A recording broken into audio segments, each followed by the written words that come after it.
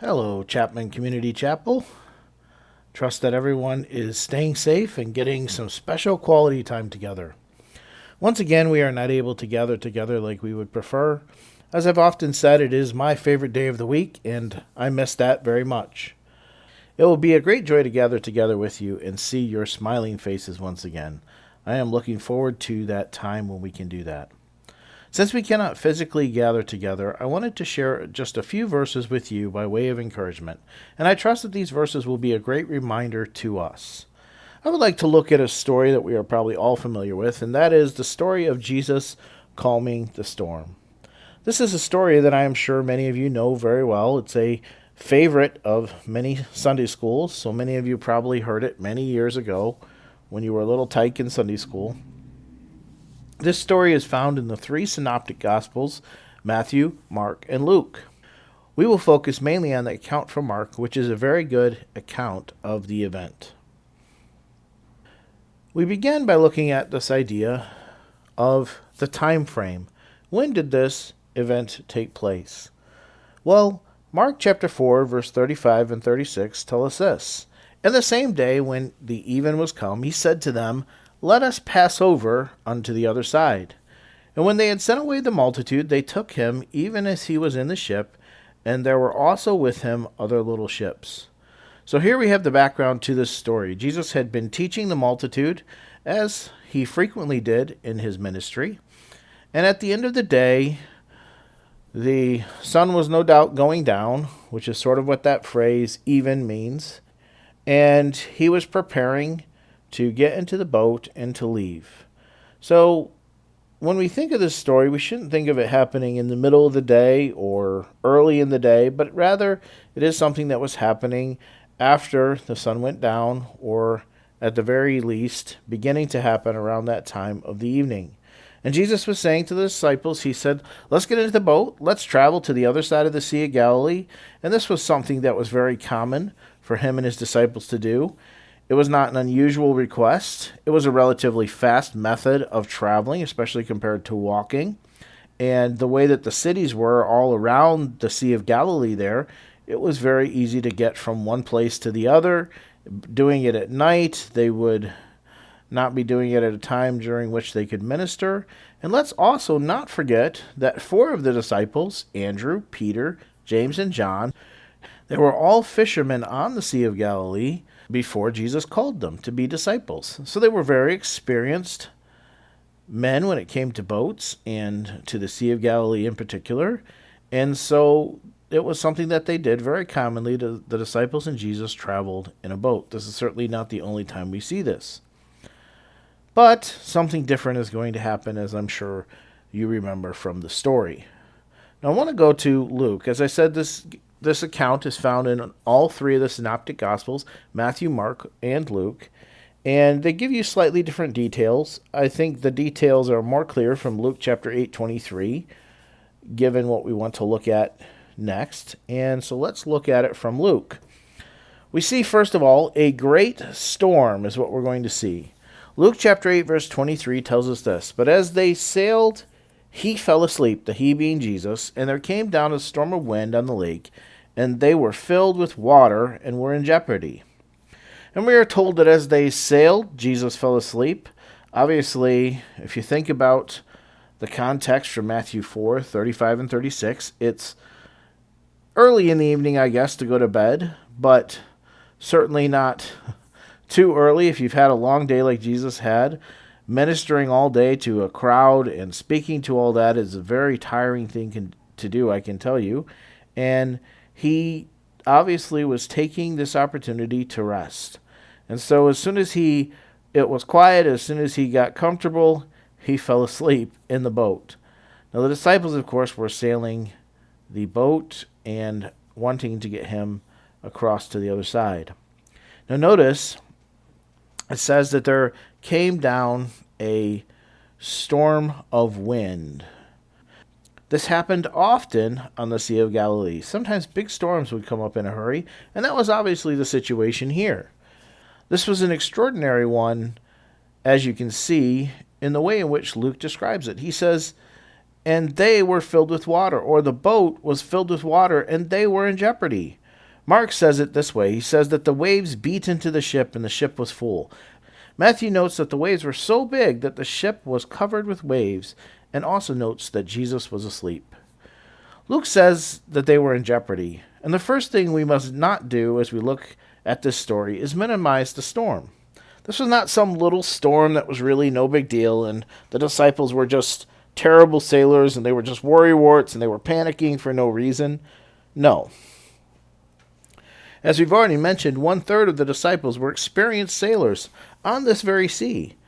They were in a situation that was beyond their control. They were in a situation that they should have had the ability to handle in the natural, except that it was extraordinary. It was something that was too great for them. And I think in some ways this is a very relevant message for us today. There are many things in life that happen that are just beyond our control.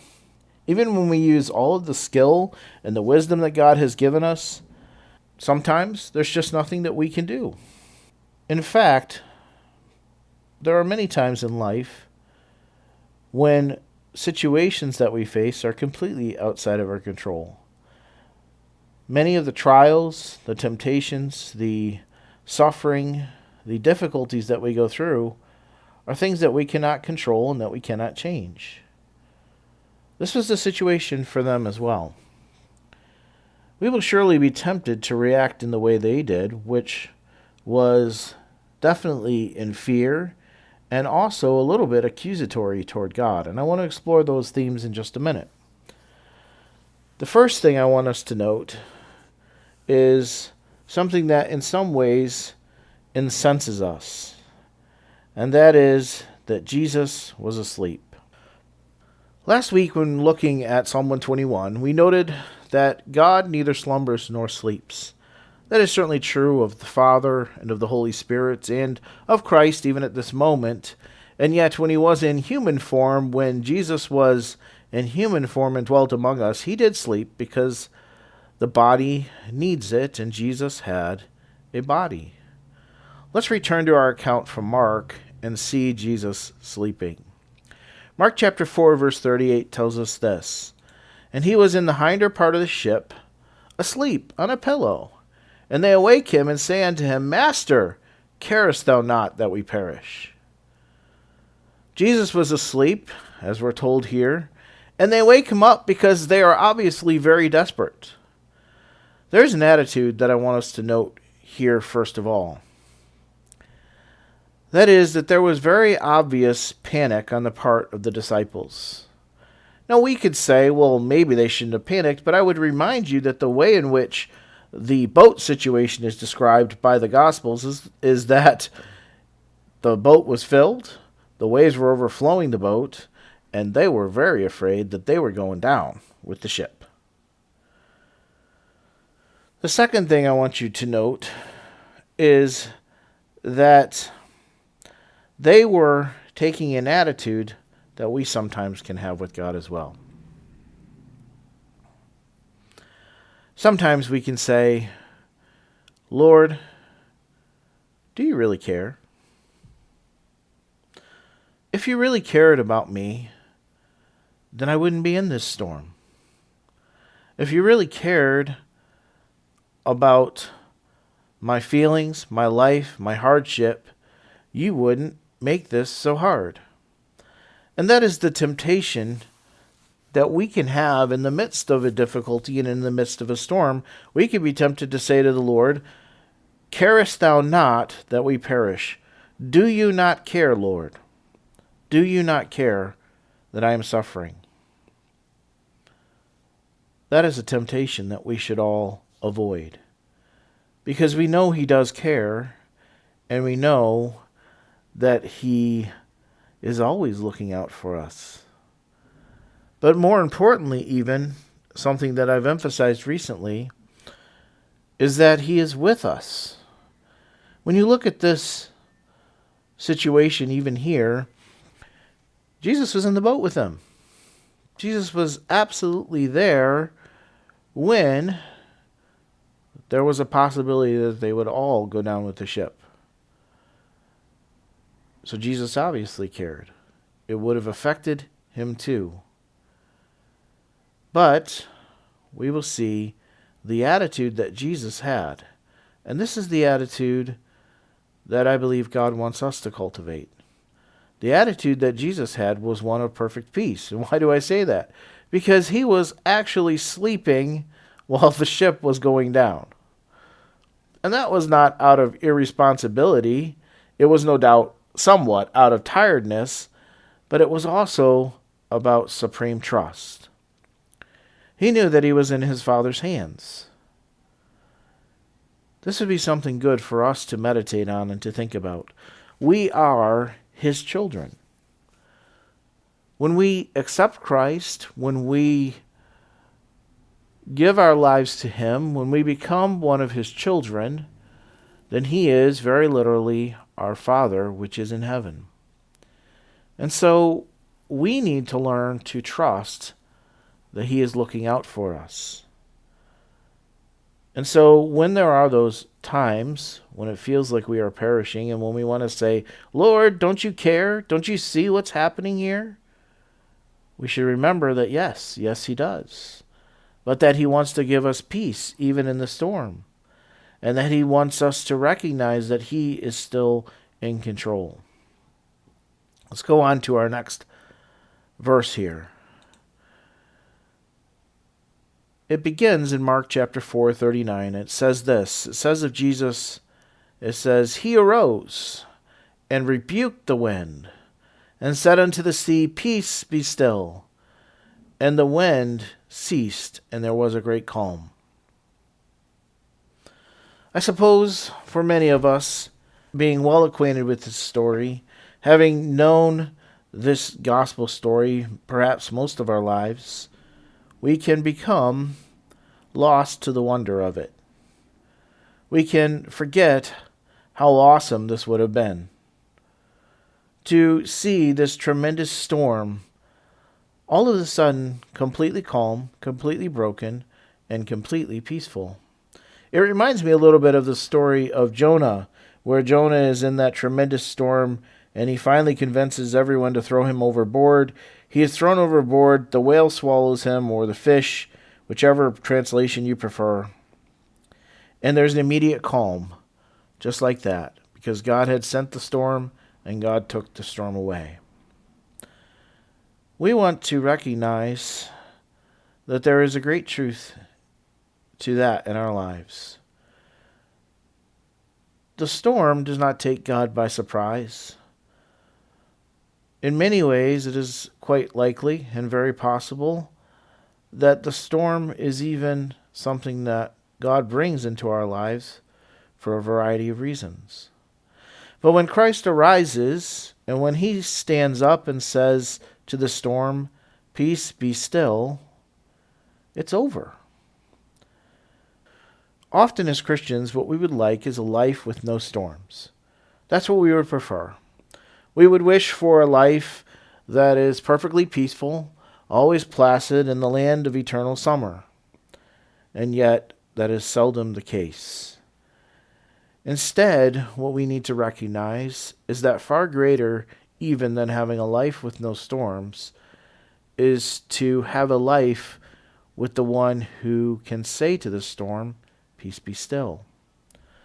Instead, what we want to remember is that the one who brought peace and calmed the storm so many years ago is still with us today and is more than capable of calming the storm around us, in us, and he is more than able to do that. We want to recognize that he is still just as much in control as he was back there in Mark chapter 4 and verse 39. So, with that in mind, let's look at Matthew chapter 8 verse 26. Matthew chapter 8 verse 26. How should we respond? In Matthew 8:26 we read this, and he saith unto them, why are ye fearful, O ye of little faith? And this is an important reminder for us too. Either fearful or faith.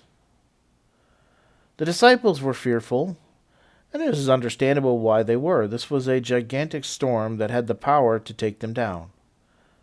And we can be fearful of many things too in our lives.